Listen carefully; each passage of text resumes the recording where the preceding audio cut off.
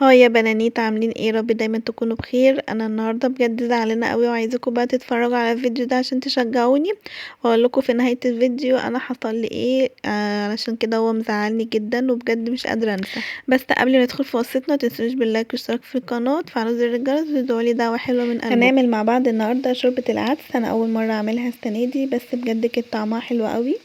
وما لقيتش الصراحة افضل اكلة مناسبة يعني للجو الساقعة البرد القوي ده، فحبيت ان انا اعمل النهاردة شوربة عدس. وكمان الاكلة دي مخصوصة النهاردة برعاية لولو، صاحبتي وحبيبة قلبي. انا عاملاها عشان اعلمها يعني يمكن تفلح في حاجة مفيدة. لا يا لولو، احب اقولك من وصفتنا هذا، احب اقولك اللي انت لا ست بيت شطوره وشيفه قد الدنيا، وربنا يسامحني بقى على الكدب اللي انا بكدبه ده. اول حاجه انا غسلت العدس كويس جدا لحد ما اتاكدت ان النشا اللي فيه خلاص اتشالت والميه بقت فتره ولونها شفاف.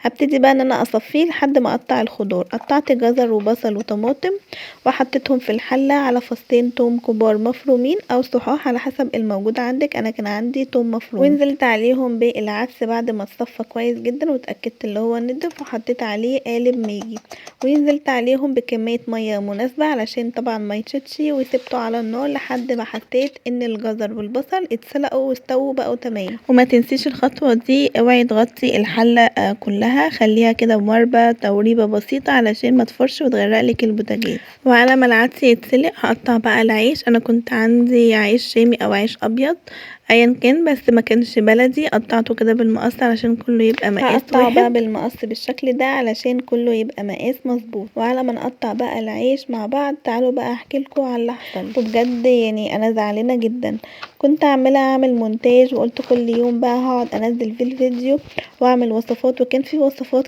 جديده وكنت اول مره ان انا اعملها، وكنت قاعده اعمل لهم مونتاج. انا ماما كانت عامله لي وصفات كتيره قوي حلوه وكنت اول مره اجربها، ففجاه مش عارفه التليفون بعتلي رساله وانا كنت عماله ادوس بلعب يعني في الموبايل وعماله ادوس، فدوست بسرعه على الرساله دي، ففجاه لقيت الموبايل اتقفل وفتح تاني لوحده.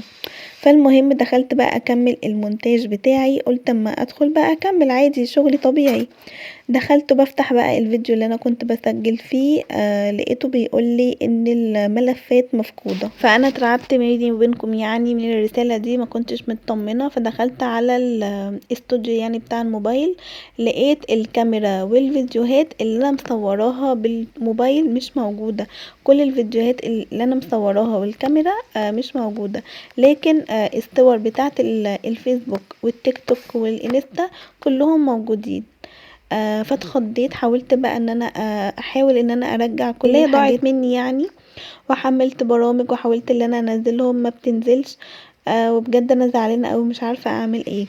فياريت اللي عنده حل او مر بالتجربه دي وحلها ياريت يكتب لي في كومنت يساعدني ان انا ارجعهم، لان بجد كان في وصفات كتيره جدا وانا زعلانه عليهم. انا مش عارفه بجد، انا عماله اعيط والله من اول. نرجع بقى لوصفتنا. انا خلاص حمرت العيش في الزيت، واول ما طلعته هو بيستوي بسرعه جدا، فخلي بالك لازم تكوني مركزه معاه علشان ما يتحرقش منك ويبقى ممرر. شلته بقى وصفيته من الزيت ورشيت عليه ملح وفلفل بساط جدا، وما حطيتش فيه اي حاجه تانية. واستنيت على العدس لما برد تماما وحطيته في الخلاط وزودت له شويه ميه، وابتديت اللي انا اضربه في الخلاط كويس جدا لحد ما تحسي اللي هو كل حاجه اتضربت وبقى ناعم معاكي. ما تحطوش في الكبه لان الكبه مش هتفرمه كويس جدا زي الخلاط. جبت الحله اللي كنت سالقه فيها العدس وحطيت فيها شويه زيت، وحطيت عليهم اقل من ربع كوبايه شعريه لان انا عامله مج كبير من العدس، فحطيت الشعريه قليله لانها بتكتر وما تخليش ان العدس معايا يبقى مكتل وتقيل. وحمرت الشعريه وقبل ما تدخل كده على اللون الذهبي نزلت عليهم بالعدس. لازم تحمري الشعريه كويس جدا، ونزلت عليهم بقى بالعدس بعد ما ضربتهم كويس جدا، وزودت له شويه ميه علشان كان تقيل. وخلي بالك ان العدس كل ما بيهدى برضو بيتقل، فانتي حاولي انك تظبطي القوام بتاعه. ظبطت الحدق بتاعه وحطيت عليه كمون وكاري اللي هو يديله بس كده ايه لون برضو حلو. هو اصلا ما كانش محتاج، بس انا حبيت ان انا ازود اللون بتاعه يبقى لونه مصفر كده وجميل. انا حطيت عليه كركم مش كاري. انا حطيت عليه، هو فيه كركم وكاري لان انا بتلخبط منهم، بس انا حطيت اللي مش بيدي طعم، اللي بيدي لون فقط، اللي هو ايه الكركم.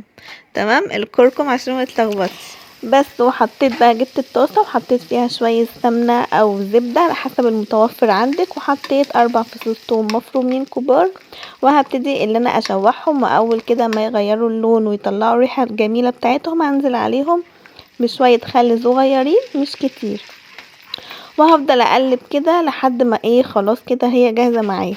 هصفي بقى وهبتدي ان انا ايه احطهم في الاطباق. بجد العدس كان طعمه حلو جدا جدا.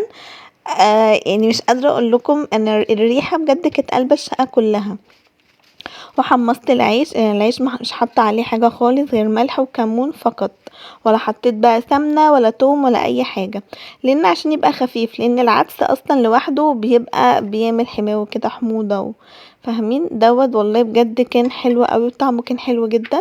وحطيت جنبه بقى المخلل الجميل البيتي بتاعنا، بس البصل والهالبينو دوت مش بيتي، لكن اللفت والقرنبيط كانوا بيتي، بس طعمهم حلو قوي بجد، الملح بتاعهم كانوا مظبوط. بس ودي كانت تكون وصفتنا النهارده، يا رب تكون اعجبكم، ولو عجبتكم ما تنسونيش باللايك واشتراك في القناه، ودعوه حلوه منكم تفرحني، وما تنسوش بقى ان انتوا تكتبوا لي في كومنت هعمل ايه.